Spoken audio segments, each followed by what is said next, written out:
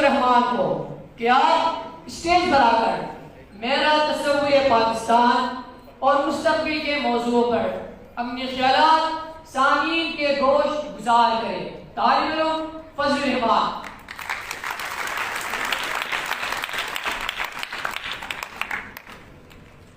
بسم اللہ الرحمن الرحیم. جناب صدر، معزز مہمان خصوصی اور معزز حاضرین مجلس، السلام علیکم. جناب والا، ایک محب وطن پاکستانی ہونے کے ناطے میرا تصور پاکستان سہانے خوابوں کی طرح حسین ہے، نہ ڈراؤنے سپنوں کی طرح بھیانک. گویا مستقبل کے حوالے سے میرا تصور پاکستان دو انتہاؤں کے درمیان ایک اعتدال پر مبنی تصور ہے. میں آخر کس بنیاد پر دعویٰ کروں اور کس دلیل سے آپ کو یقین دلانے کی کوشش کرو گے پاکستان کا مستقبل یقیناً تابناک ہوگا، جبکہ اس کا ماضی اسلاف کی عظمتوں کا ترجمان ہے، نہال میں شان و جان پائی جاتی ہے. میں خدا نہ ترس لیڈران کی طرح سبز باغ دکھا کر آپ کو خوش فہمیوں میں غلطان رکھنا چاہوں گا. نہ امیدی اور یاس انگیزی کی گھنگور وادی میں بھٹکانا میرا مقصود ہے. اس لیے میرا تصور پاکستان ماضی و حال سے خوفزدگی مگر مستقبل سے متعلق فرزندگی پر مشتمل ہوگا. نہ ہو نہ امید نہ امیدی زوال علم و عرفان ہے. نہ ہو نہ امید نہ امیدی زوال علم و عرفان ہے. امید مرد مومن ہے خدا کے رازدانوں میں.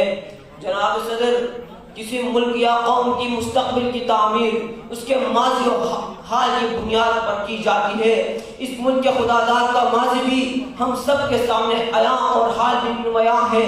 اس میں کوئی شک نہیں کہ زمین زرخے سے آب و ہوا کی مناسب حال ہے.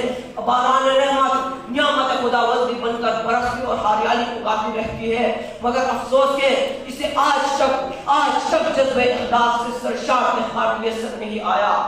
چمن میں رخت گل شبنم ستر ہے، چمن میں رخت گل شبنم ستر ہے، سمن ہے سبزہ باد سحر ہے، مگر ہنگامہ ہو سکتا نہیں گرم، مگر ہنگامہ ہو سکتا نہیں گرم، یہاں کا لالا بے سود و جگر ہے. جناب والا، پاکستان روئے زمین پر پایا جانے والا وہ مقدس مملکت ہے جسے اسلام نظام زندگی کی احیاء کے عظیم مقصد کے لیے حاصل کیا گیا تھا. اس مملکت کے حصولی کی خاطر مسلمانوں نے جانوں کا نذرانہ پیش کیا، معاشرت کی سختیوں برداشت کی، گھر بار چھوڑنے پر آمادہ ہوئے، ماں سے ان کے لختے جگر چھینے گئے، بہنوں کی چادریں کھینچی گئی، بیٹوں پر ستم ڈھائے گئے، گھر والے بے گھر ہوئے، خوشحال بدحال ہو گئے، بچے یتیم اور ماں باپ بے اولاد بنا دیے گئے. تب جا کر کہیں بر صغیر کے مسلمانوں پر آزادی کی نیلم پر ایک جلوہ افروز ہوئی تھی. مگر افسوس کہ اتنی قربانیوں کے بعد، اتنی سختیاں اٹھاتے ہوئے، اتنی دکھ درد سہ کر، اتنی صحبتیں برداشت کر کے اور اتنی جانیں گوا کر حاصل ہونے والے وطن کی وہ حصولی کا مقصد اب تک نظروں سے اوجھل ہے جو تحریک آزادی کی اصل محرک تھا.